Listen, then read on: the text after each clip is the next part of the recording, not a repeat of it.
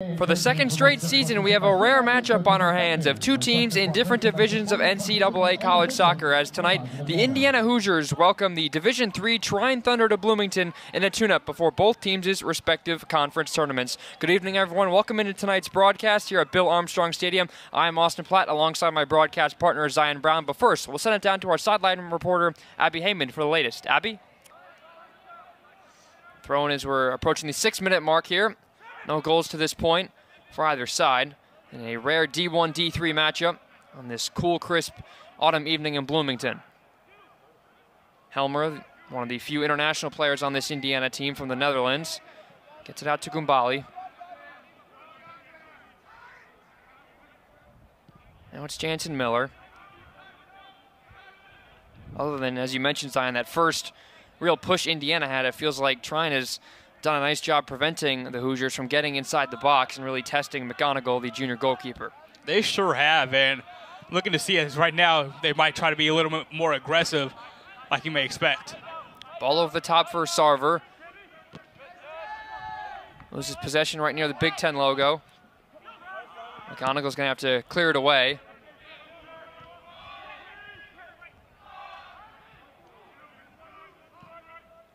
Thunder hold on to the ball.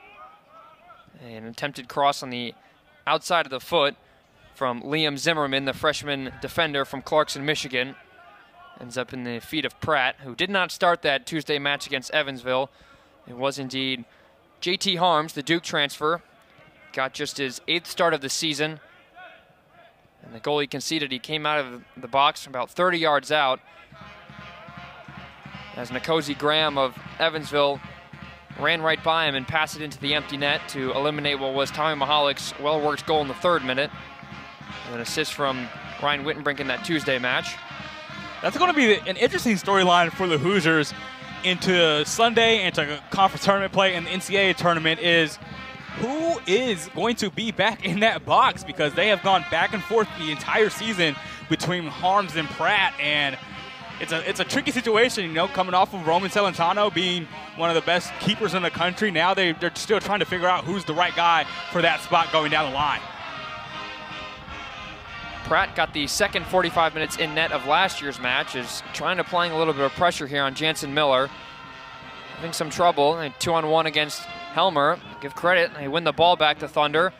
Back at the top of the box here, we could see a shot on goal here, and a great save from Brian Pratt to prevent the Thunder from going ahead, but a really good opportunity here for Trine, courtesy of Francesco Mazzi, the junior from Dearborn, Michigan, and what a stop from Pratt diving to his right. Mazzi, he did all he could on that one. That was a wonderful shot, placed in the corner. Short corner goes in. Not quite getting a header on it, so much easier that time for Pratt. But if you're Todd Yeagley and co, you certainly have to be concerned with the fact that Trine, who only had one shot in all of last year's match, got a pretty good look on goal from just about 20 yards out. And you have to wonder if Yeagley kind of has a clock in his mind, like, hey, if we haven't scored by this mark of the game, maybe we're going to bring in some of our more experienced, the starters who we usually see out there. Of course, he'd love to be able to sit those guys for the majority of this match with a kind of an overload in terms of this week. Of course, as I mentioned, the rain, which postponed the Notre Dame match in the IU Credit Union Classic back on September the 3rd, pushed that match back, and which meant the Kentucky match, which Indiana lost last Saturday 3-0, and this match had to be moved back. So it creates a pretty busy week for Indiana. Here's a chance, but offside, flag goes up against Lucas Hummel, the sophomore from Missouri. Hummel with a pretty clear offside that time. I think everyone here at Bill Armstrong Stadium knew it.